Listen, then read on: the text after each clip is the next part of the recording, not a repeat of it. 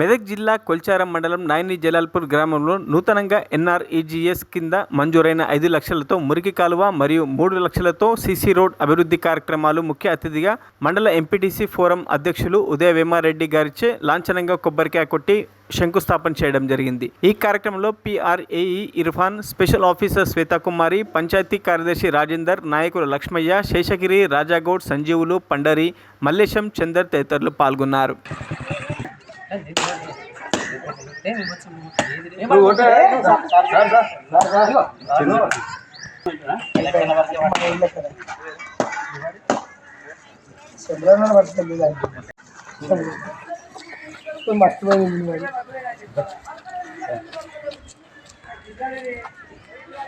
మరిన్ని అప్డేట్స్ కోసం మా ఛానల్ని సబ్స్క్రైబ్ చేయండి।